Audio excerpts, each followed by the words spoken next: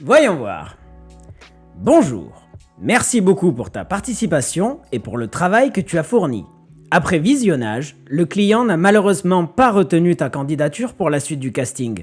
Merci encore pour ton temps et ton engagement, et au plaisir de te recroiser sur un autre projet. Bonne journée. Bien évidemment, vous aurez deviné qu'aujourd'hui nous allons parler du rejet et du refus. Mais avant de commencer, bonjour à tous, je m'appelle Yvan Madère et vous êtes sur The Act Club Podcast. N'oubliez pas que vous avez la possibilité de vous abonner, de suivre la page sur les réseaux sociaux et d'en parler autour de vous. J'ai remarqué qu'il y a 82% de gens qui regardent les vidéos qui ne sont pas abonnés. Qu'est-ce que vous attendez? Abonnez-vous, comme ça moi je suis tranquille. Bon. Maintenant que ça c'est fait et qu'on a mis ça de côté et que vous avez appuyé sur le bouton « Je me suis abonné », nous allons pouvoir parler de ce sujet qui est comment gérer les rejets, les refus. Et quand on est artiste, il faut savoir qu'on est la catégorie de personnes qui est le plus confrontée à ça dans le monde. Les rejets, les refus, que ce soit un rejet ou un refus d'un casting, que ce soit un refus d'un agent qui peut vous représenter, que ce soit un projet que vous avez voulu être subventionné, que ce soit un court-métrage dans un festival ou un long-métrage dans un festival, et vous avez reçu cette réponse négative.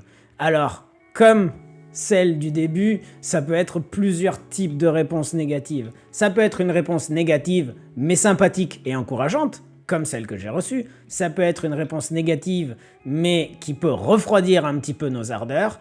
Et la plupart du temps, 70% du temps, 80% du temps, on n'a carrément pas de réponse. Comment gérer cette constante négativité qui nous arrive en pleine figure à chaque fois? Et c'est normal de se sentir déprimé, d'avoir un coup de mou, ou de se sentir pas suffisamment à la hauteur quand on reçoit ce genre de choses. Et évidemment, le premier réflexe qu'on a, c'est de penser que c'est de notre faute.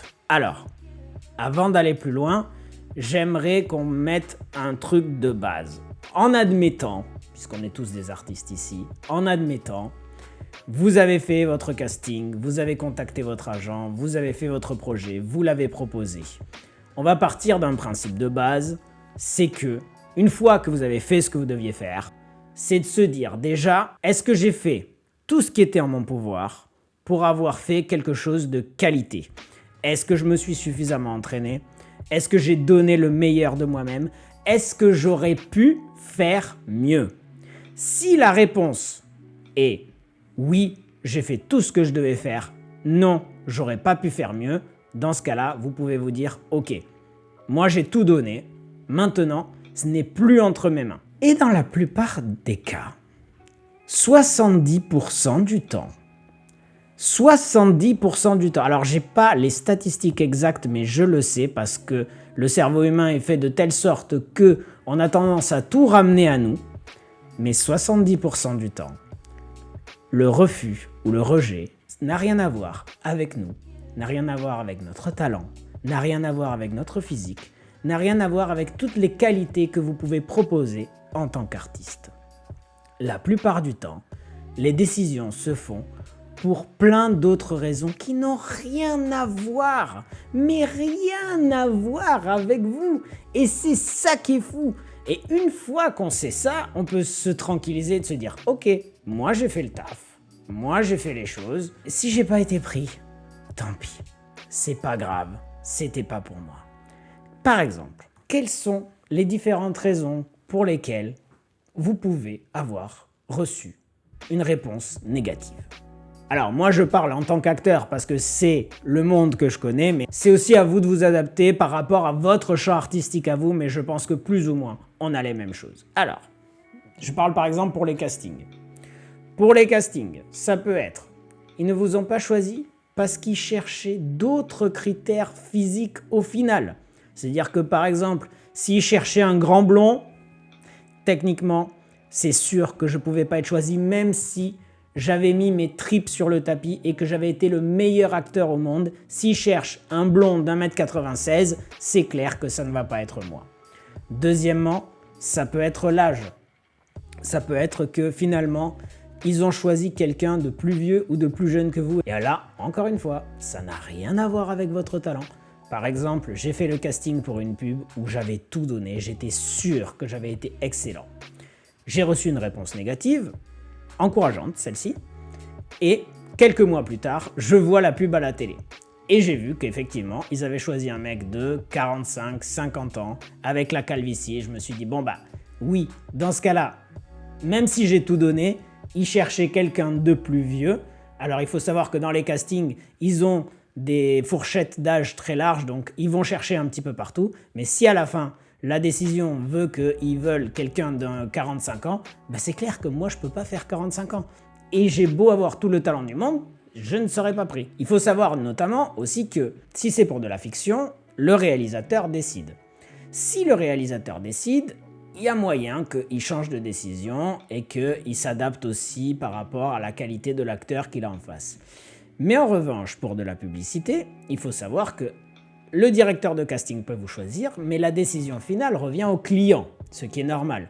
Et le client peut tout simplement prendre une autre direction et changer d'avis à la dernière minute. Et dans ce cas-là, il disait « Bah non, mais en fait, je voulais pas un homme de 45 ans, je voulais plutôt une femme de 26 ans. » Ok, mais là, du coup, il faut que les directeurs de casting s'adaptent et changent en fonction des acteurs et des actrices qu'ils ont à leur disposition. Ça peut être également une question de cohésion par rapport aux autres acteurs ou actrices qui sont dans le projet.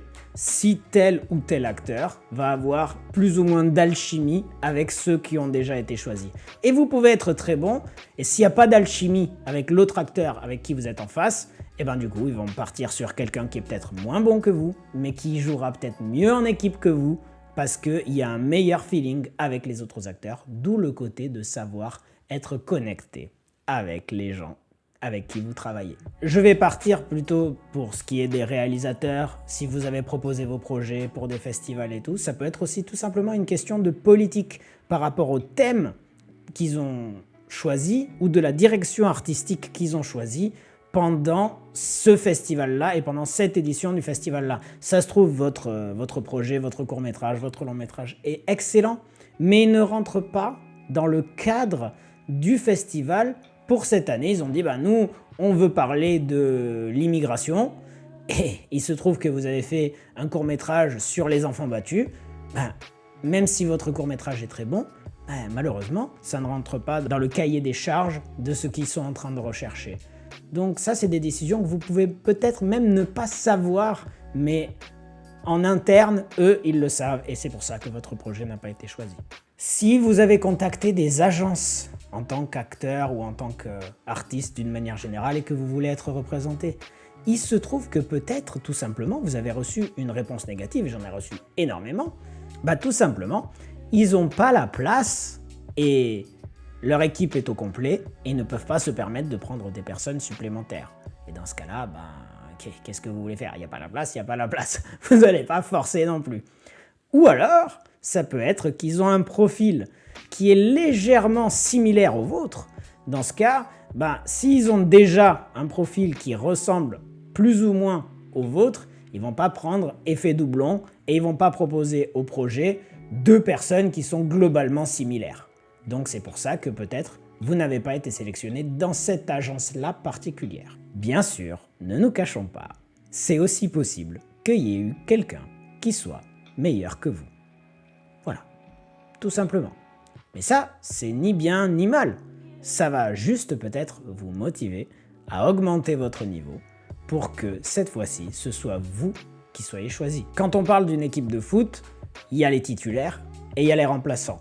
Alors peut-être que vous êtes un très bon joueur de foot, mais il se trouve que si vous n'avez pas le niveau, le coach ne va pas vous mettre sur le terrain en tant que titulaire et vous allez rentrer à la 70e minute parce qu'il y a besoin d'un remplacement. Par contre, si vous augmentez votre niveau de jeu, vous allez bien sûr devenir titulaire. Donc c'est possible, il y a des gens qui sont meilleurs que nous et il faut taffer pour être meilleur qu'eux et être le choix évident quand on propose quelque chose. Et enfin, oui, je vais le dire, il y a aussi quelquefois des pistons. comme je l'ai dit dans la vidéo précédente. Voilà, il faut le dire, ça existe. Oui, il y a du piston et quelquefois vous n'avez pas été choisi parce que quelqu'un d'autre a été pistonné. C'est pas juste, mais c'est comme ça et il faut savoir l'accepter. Donc une fois qu'on sait ça, une fois que on s'est mis en quelque sorte l'âme en paix de se dire « Ok, bon, moi j'ai donné le meilleur de moi-même. Ce n'est pas de mon fait, ce n'est pas ma responsabilité. Je m'en lave les mains, tant pis, c'est pas grave. » Maintenant, ça fait jamais plaisir de recevoir une réponse négative et on en reçoit beaucoup quand on est artiste. On est ceux qui reçoivent le plus de réponses négatives. Donc, la seule chose que je pourrais vous dire, à part le fait que de se mettre l'âme en paix, de se dire que souvent, 70% du temps, c'est pas notre faute. Il va falloir aussi être un peu tendre avec nous-mêmes et de se câliner un peu, c'est-à-dire de faire des choses pour se redonner confiance. C'est pour ça que je trouve que c'est intéressant d'avoir une bonne hygiène de vie quand on est artiste. Alors je dis pas qu'on doit jamais faire la fête ou qu'on doit jamais s'amuser ou quoi, mais c'est vrai que c'est important d'avoir quelque chose qui peut nous aider à rebondir quand on a ces nouvelles négatives.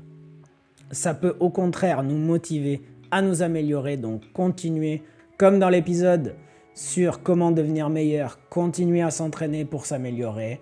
Ça peut être aussi de faire des choses qui font du bien au corps et à l'âme, à savoir faire du sport, faire une activité physique, faire du yoga, faire de la méditation, faire quelque chose qui fait du bien au cerveau et qui fait du bien au corps. Ça peut nous permettre de mieux accepter quand on a des réponses négatives et qu'on a des refus, des rejets. Et moi j'ai envie de dire, si vous n'êtes pas prêt à accepter le rejet, vous n'êtes pas prêt à être un artiste. Parce que même si vous êtes le meilleur acteur du monde, même si vous êtes le meilleur réalisateur du monde, il y aura quand même des gens qui vont vous dire non. Encore une fois, comme je l'ai dit dans le tout premier épisode, vous avez fait le choix d'être un artiste. Donc, il faut en assumer les conséquences. Et les conséquences, ça peut être aussi, tout simplement, de savoir gérer les rejets, les refus, les réponses négatives. Et c'est statistique. Alors, oui, vous allez recevoir un nombre incalculable de rejets, de refus et de réponses négatives. Mais il suffit d'une seule réponse positive. Il suffit d'une seule réponse positive pour changer votre vie et votre carrière. Donc, continuez à y croire. Il faut continuer à travailler. Il faut continuer à s'acharner. Il faut continuer à grinder, comme ils disent en anglais. Voilà, il faut continuer encore et encore parce qu'il suffit d'une seule chose et de garder cette mentalité-là pour qu'il y ait le projet qui change votre vie. Donc, c'est pas combien de fois on a raté, c'est combien de fois on a continué.